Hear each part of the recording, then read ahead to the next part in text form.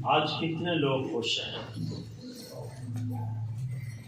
कोई ऐसा खानदान, कोई ऐसी बहन जो घर से नाराज हो के गुस्से से चर्च में आया हो, आई हो?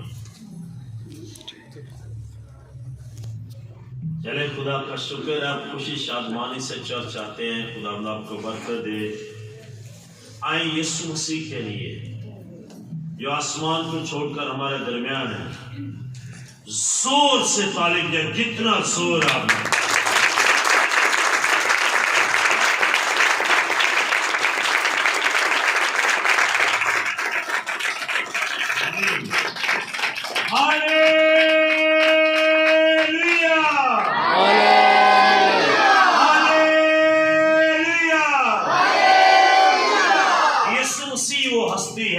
जोर देता है और उसका दिया जोर हम उसकी प्रस्तुत और कलाम के लिए सर्व करना है। आमीन आमीन आमीन। दुनिया के अंदर एक बात बहुत चलती है, हालात कैसे ही क्यों ना हो जाए, इंसान एक बात पर आके इक्तफा करता है और वो ईमान है। ईमान एक ऐसी चीज है जो मुर्दा शख्स को जिंदा कर देता है। ईमान एक ऐसी चीज है जो हालात पर काबू पा जाता है। ईमान एक ऐसी चीज है जो बिल्कुल पस्त इंसानों को दोबारा से बहाल कर देता है। आमीन। आया इस सुबह हम ईमान के ताल्लुक से सीखेंगे। मेरे साथ निकालिए इब्रानियों के खत उसका 11वां बाब,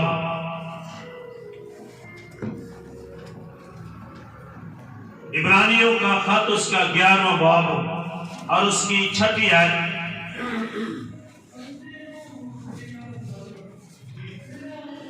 खुदा के कलाम में ये लिखा है, और बगैर ईमान के उसको पसंद आना नामुमकिन है, इसलिए कि खुदा के पास आने वाले को ईमान लाना चाहिए कि वो मौजूद है और अपने तालबों को बदला देता है।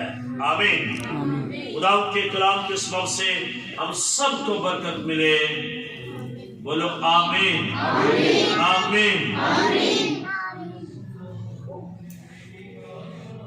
दुनिया के अंदर किसी शख्स से पूछ ले कि क्या तू खुदा पर ईमान रखता है, तो कोई शख्स इनकार, सब कहेंगे मैं ईमान रखता हूं। सबका ईमान है भी, इसमें शक नहीं है, लेकिन ईमान, इसके ताल्लुक से आपको बताना चाहता हूं कि आज हमारा ईमान कौन सा है और खुदा किस तरह का ईमान चाहता है। आमीन।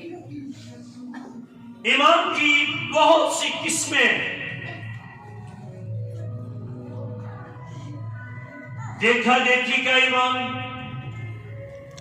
मुर्दा ईमान, मुतहरक ईमान, ये इसकी इकसाम है।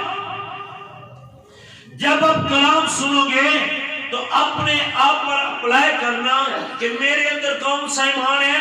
देखा देखी क्या है, मुतहरक ईमान है या मुर्दा ईमान।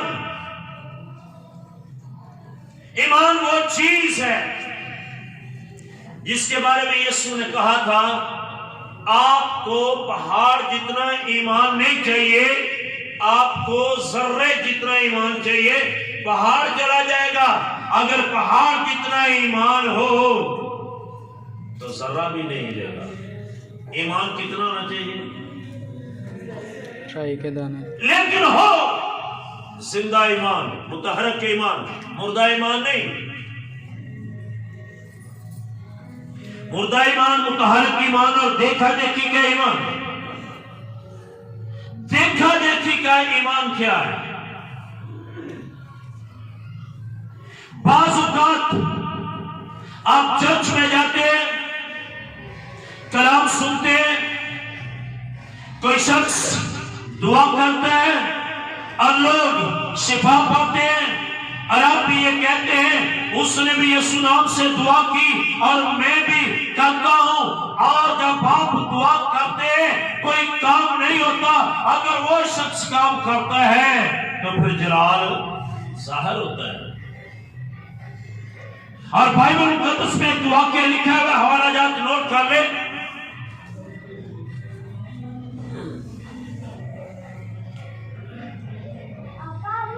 इमाम में एक ऐसा शख्स सिकवा यहूदी, और उसके 7 बेटे थे। कितने बेटे? और उसके पास एक देखा देखी का ईमान था। पौलुस रसूल के इलाके में कलाम सुना रहा है और उसके पास जिंदा ईमान है, और एक औरत उसके पीछे पीछे जाती है, जहां जहां वो मुनादी करता है औरत पीछे जाती है, और उसके अंदर एक बदरू है और उसको काम नहीं करने देती। और पौलुस रसूल ने पीछे देखकर कहा निकल, और उस औरत को छोड़कर भाग गई। और सिकवा यहूदी वहां उसके बेटे थे, और उसने कहा अगर ये यीशु नाम से कर सकता है तो हम भी कर सकते।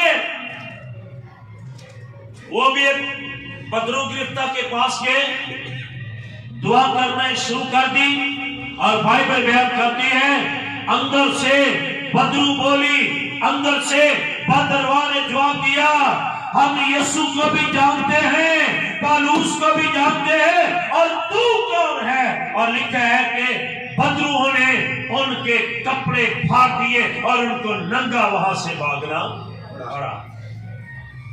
ये है वो देखा देखी का ईमान। दुनिया की रस्मों में ये बात चल सकती है, लेकिन रूहानियत में ये बात नहीं चल सकती। कभी कभी दुनिया के अंदर एक खानदान हस्बे तफीक होता है, वो फ्रिज ले आता है, मोटरसाइकिल ले लेता है, और साथ वाले जो है वस्बे तफीक तो नहीं है, लेकिन वो ये चाह रहे हैं अगर इन्होंने फ्रिज लिया तो हम भी लेंगे। कभी कशफ से, कभी फलाने थे, कभी रिश्तेदारों, वो मांग के कर्ज लेकर जब लेते वो देखा देखी तो कर लेते हैं, लेकिन बोझ के नीचे दब जाते हैं। इसी तरह उन्होंने पौलुस को देखा और देखा देखी का ईमान को ले लिया, लेकिन बदरू ने उनको नंगा भगा दिया। आज हम कर्ज लेकर हमने देखा देखी से काम कर लिया है, और उसको जाकर बताते देख तू लेके आई है तो मैं भी लेके आई हूं, और वो तो खुद हस्बे तफीक लेके आए थे। और तेरा उस वक्त पता चलता है जब कर्ज लेने वाले तेरा दरवाजा खटखटाते हैं, और फिर तुम कहते हो भाई ये होली गल करो, साडा भी थे कोई मकाम है, साडी भी थे कोई इज्जत है, वो शख्स को ना बोले। इसलिए देखा देखी के ईमान से परहेज करे। वो प्रस्तुत करता है मैं भी कर सकता हूं, वो कलाम सुना सकता है मैं भी सुना सकता हूं, जब तक ये चीजें खुदा की तरफ से ना दी जाए कोई इनको हासिल नहीं कर सकता। आज दुनिया के अंदर 65% लोग देखा देखी का ईमान रख के चल रहे हैं। नंबर 2, मुर्दा ईमान। 85% लोग मुर्दा ईमान में जिंदगी बसर कर रहे हैं।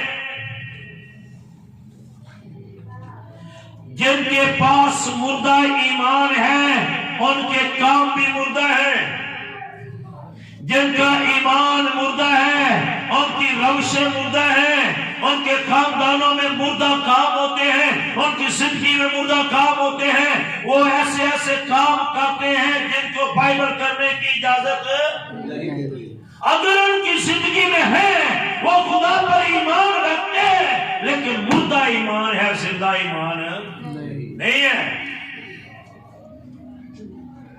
अगर एक शख्स नशा बेचता है, नशा करता है, सप्लायर है, अगर एक शख्स गालियां देता है, अगर एक शख्स अपनी बीवी को मारता है, अगर एक शख्स वो काम करता है, लूट मार करता है, धोखा देता है, ईमान तो यीशु पर रखता है, यीशु जिंदा है पर इसका ईमान मुर्दा है। वो जिंदा खुदा पर ईमान तो रखता है पर उसका ईमान मुर्दा है। तो हिसाब लगाओ 85% लोग ऐसे जिंदगी बसर करते हैं कि नहीं? तो हिसाब लगाना मैं किस कैटेगरी में आता हूं। तेरी दुआ नहीं बचाएगी, तेरा कलाम पढ़ना नहीं बचाएगा जब तक तेरा ईमान जिंदा ना होगा। फिर हम खुदा से पता क्या कहते हैं, खुदा दुआवां भी बड़ियां कीतियां ने, रोजे भी बड़े रखे ने, पर गल नहीं बनती।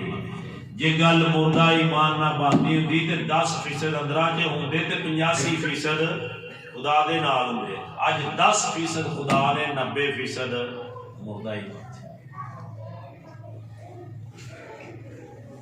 मुर्दा ईमान खुदा को पसंद नहीं है। बगैर ईमान के खुदा को पसंद आना नामुमकिन है। जो आप ईमान रखते हैं ना खुदा पर, ये आपकी सिफ्त नहीं है। जब माँ के पेट से बच्चा पैदा होता है, कुदरत तौर पर उसके अंदर ईमान होता है, उसके अंदर ईमान होता है, लेकिन वो ईमान को इस्तेमाल नहीं करता। कितने लोग हैं जिनके 2 बाजू हैं?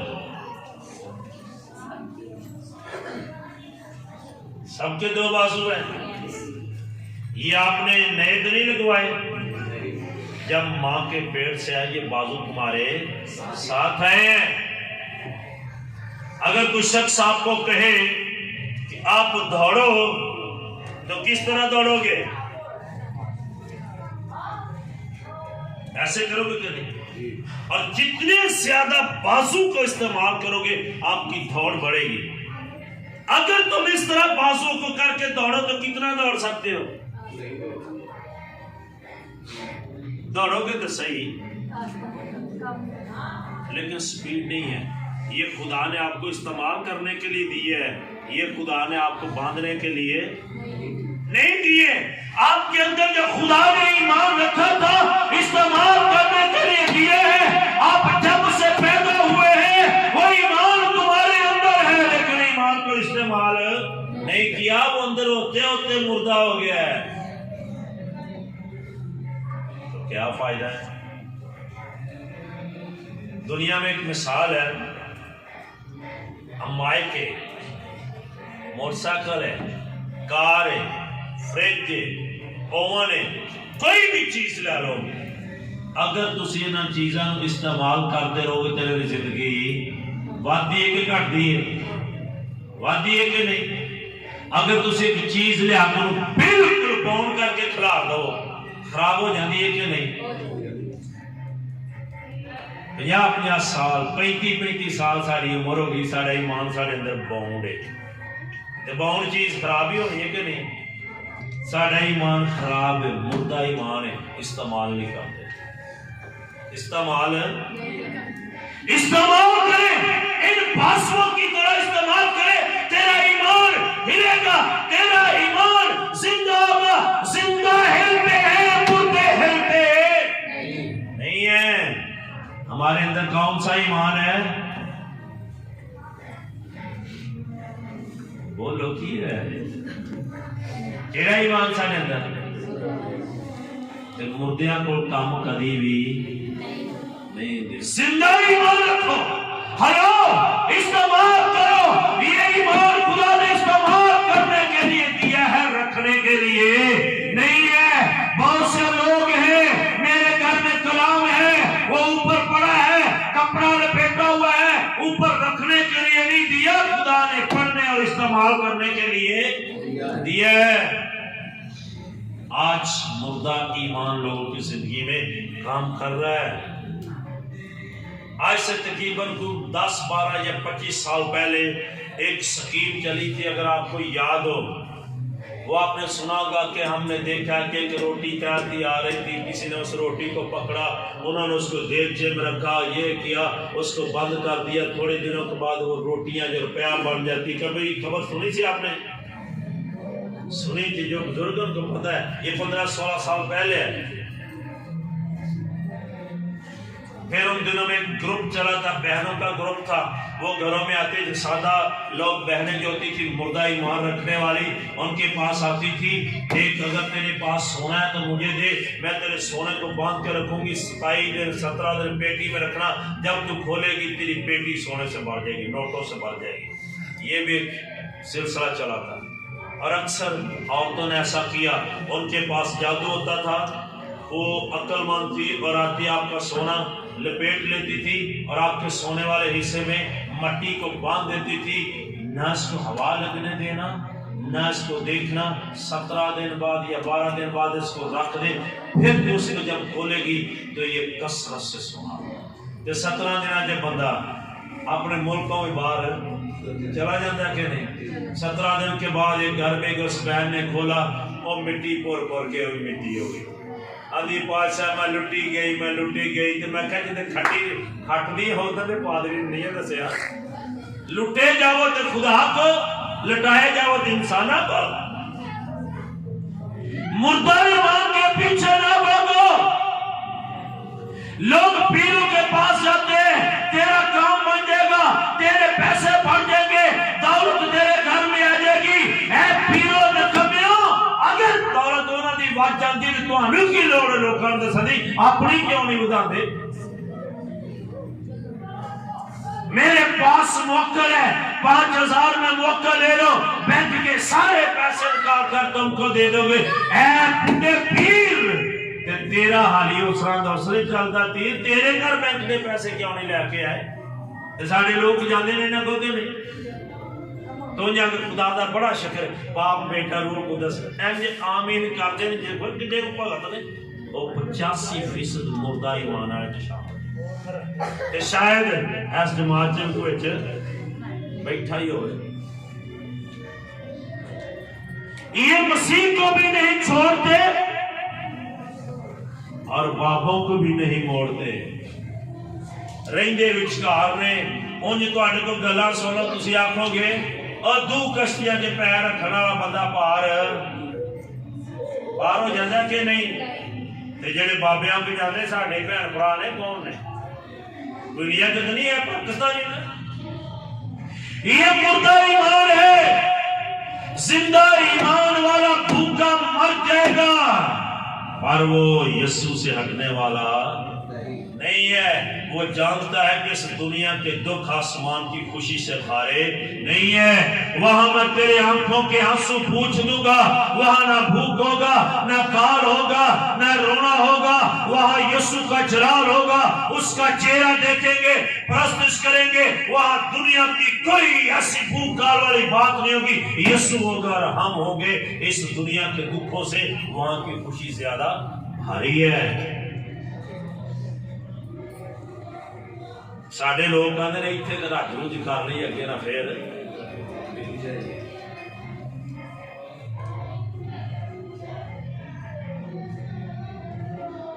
खाने पान ते पीनी शराब ते वेखने वड्डे महलों के ख्वाब, ये कित्थों हो सकता है? तेरे यीशु ने तेरे लिए जान दे दी है, तेरे यीशु ने तेरे लिए कोड़े खाए हैं। उसकी सलीब के नीचे, उसके लहू के नीचे आजा, यीशु को अपनी जिंदगी में बसाला। रात को जो तुझे डरावने ख्वाब आते हैं वो भी नहीं आएंगे। तेरा ईमान जिंदा होगा। देखा देखी का ईमान है, मुर्दा ईमान है। यूहन्ना की इंजील उसका 5वां बाब पढ़ना घर जाके, वहां पर एक शख्स है जो 38 साल से बीमार है। कितने सालों से? सारे बोलो कितने साल तो? ये उसकी उम्र नहीं है, ये उसकी बीमारी का पीरियड है। 38 साल तो बीमार है, उम्र ओदी ज्यादा है। कितने साल तो बीमार है? ते जेड़ा बंदा 38 साल ते बीमार है, मंजी ते पिया, ओदे पल्ले को रहिंदा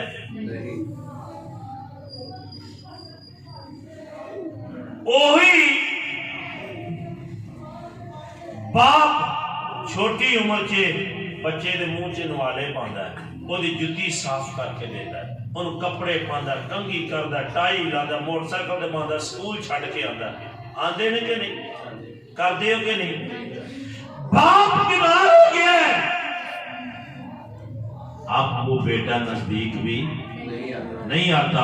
उस 38 साल के शख्स का हाल यही है।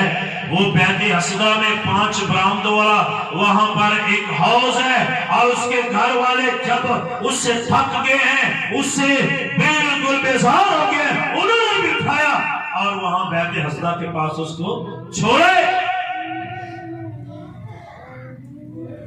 तो वहां पर बात ये मशहूर थी, खुदा का फरिश्ता आता है, वो हाउस में पानी हलाता है, जो सबसे पहले गिर जाता है वही शफा। कौन शफा पांदा है? जोर से बोले, कौन शफा पांदा है? जेड़ा एंड ते जाएगा, डुबियां ते लाएगा पर शफा। जेड़ा पहला जाएगा वही चौल खाएगा, जेड़ा एंड ते जाएगा करोड़ी ओदी खाई गई। आउनी ते लामा देन दी केड़ी गल है? अही गए ते करोड़ी ते पहला आ गया। एक भैन करोड़ी खान आई है ना। तेरा ईमान तेरे अंदर तुझे सोने नहीं देगा। परस्तश यीशु की करनी हो और दीदार यीशु का करना और जाना यीशु के पास हो और सबसे लेट है, इसका मतलब तेरे ईमान में सुस्ती है, तेरे अंदर वो बात नहीं है, वो जिंदा नहीं है।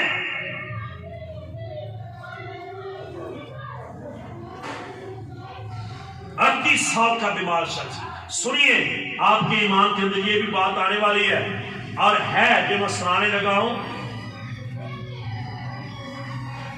38 साल का शख्स बीमार, और एक दिन यीशु मसीह वहां उस हाउस पर आया, तो उस शख्स से यीशु ने कहा, क्या तू शिफा पाना?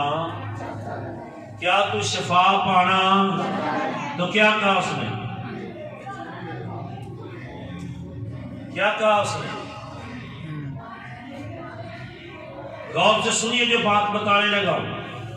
पहली बात उसने कही, यीशु ने ये पूछा, क्या तू शिफा पाना चाहता है? उन्हें ना हाँ चे ना ना चे, हीले बहाने शुरू कर दिए। की बहाना है? पहला, यीशु जो फरिश्ता पानी हिलांदा, मेरे को बंदा ही नहीं होंदा जेड़ा मैं चुक के उठे। 5 बरामदों के अंदर है ही बीमार, तंदुरुस्त होवे ते तेनू कोई हॉस्पिटल दे विच बेडां ते कौन लेटे ने ते बीमार नूं चुक लेगा। ते जे चुकन जोगे असीं हुंदे ते फिर उन्हां नूं बेड ते हॉस्पिटल लिटांदे।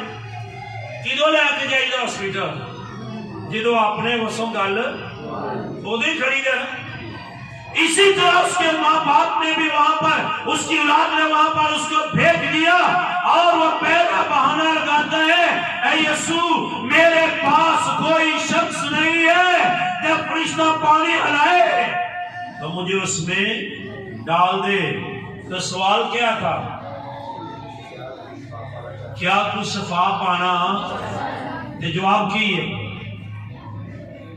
बिल्कुल उस सवाल के मुताबिक जवाब। ताते साढ़े बच्चे इम्तिहान जो फेल हो जाते हैं, सवाल होर जवाब होर लेके आते, अब्बा मैं पर्चे गड्ढ के आया, नंबर घट क्यों आए ने? और गड्ढ के मिट्टी च आया, कि सीमन ना गड्ढिया होंदा ते नंबर आप ही आने। सवाल हो रहे, जवाब हो रहे। इत्थे यीशु लोग जवाब होर देंदे, इंसाना दा की है? क्या तू शफा पाना? जब वो पानी हिलाता है तो कोई मुझे हाउस में डालने वाला नहीं है। फिर दूसरा बहाना, यीशु जब मैं कोशिश करता हूं तो मैं जाऊं तो ये पीछे मुझसे आगे भाग के निकल जाता है। इतराज लोगों ते कीते सो अपनी सुस्ती का इकरार ये मेरे तो पहला चला जाता है। किसी ते पाबंदी है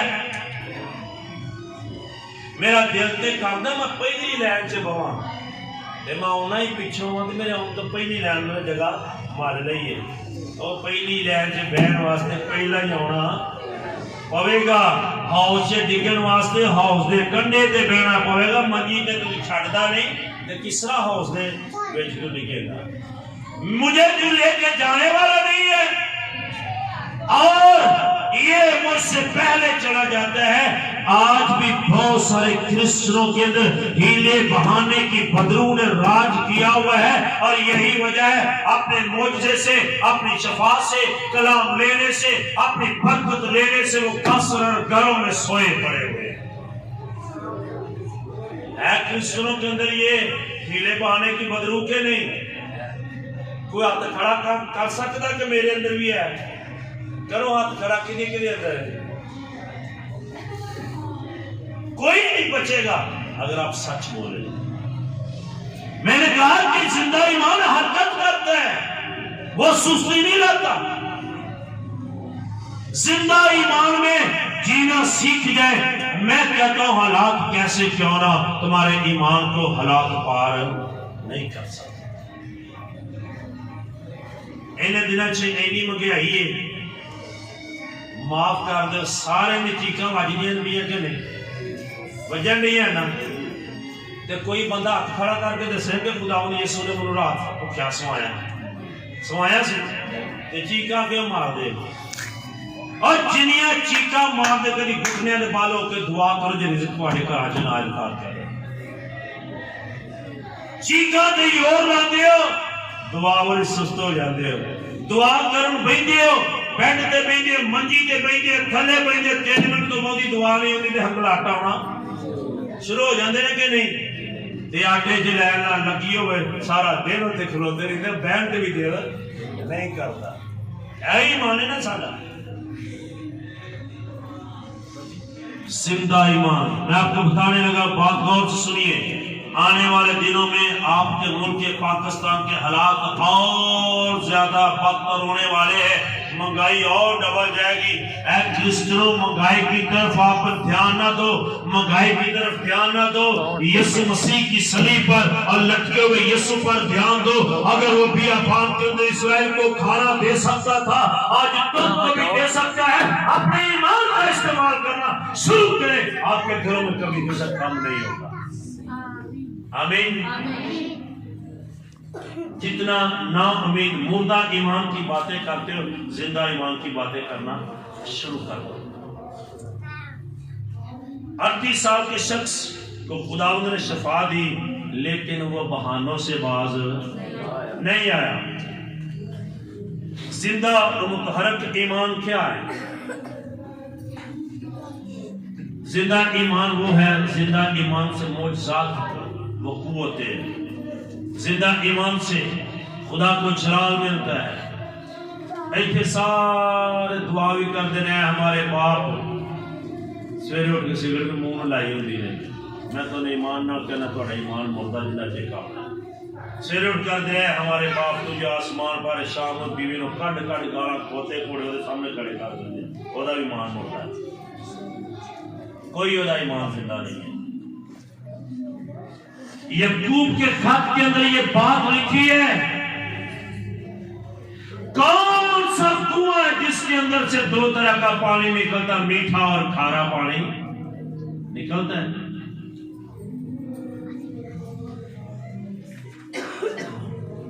ऐ साडा खूज है ते ऐ साडा राज है। कभी ये तो खोते कोड़े दी ना पाक रू हमारे साथ तो सानू मसा जाता को समझ नहीं मैं कितने मसाला उत्ते दवा के थड़े नाल सतवाड़े दे खूज पानी 2 तरह है। ऐ देखे नहीं दादा बड़ा शुक्र पादी ये सब चर्च बड़ा जाने ते जाओ जाना चाहिए। जो चर्च दे विच सुन के आंदे ओनू भी अंदर पाना चाहिए। जिंदगी मुर्दा ईमान नहीं, जिंदा ईमान है जियो। आमीन आमीन। जिंदा ईमान। खुदा ने इब्राहिम से कहा, इब्राहिम तेरा बाप बुत परस्त है, तू भी बुत परस्त है, तेरा बाप बुत खाने का लीडर है। मैं आसमान से तुझे आवाज देता हूँ, इब्राहिम ये सब कुछ छोड़ दे और मेरे साथ चल।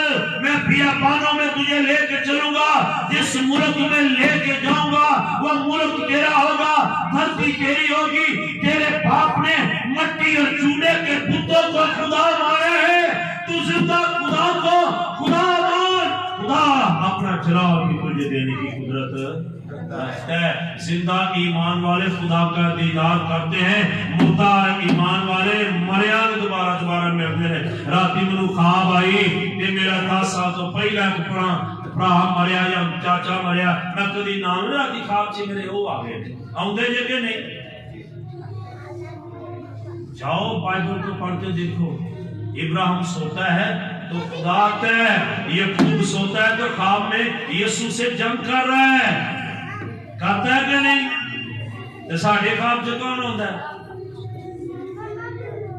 हूँ अजकल गीत बड़ा मशहूर होया, राती मेरे ख्वाब में यीशु आ गए, मेरा दिल करे मैं पलकां नूं खोला ना। मैं ना तुहाडा गीत आ जाना चाहिए ही, राती मेरे ख्वाब में यीशु आ गए, दिल करे मैं अखां खोला ही ना, सुती ही रहा ताकि चर्च जाना ही ना पवे। ए आया यीशु ख्वाब के फिर बंदा सुस्ती वरते, आया यीशु जिंदगी च होवे ते ईमान मुर्दा होवे, आया यीशु जिंदगी च होवे ते बंदे दे मुंह ते हासे ना खुशी ना गीत जबूर ना होण। मैं हाली भी कई दफा मेरा चर्च दे विच केड़ा दौर है, मीडिया का दौर है, बड़ा इलैक्ट्रॉनिक सिस्टम है, हाली भी लोग ने जिन्होंने गीत जबूर नहीं आउंदे, जे आउंदे ने फोन जी चुप करके टुर जांदे, कोई फायदा।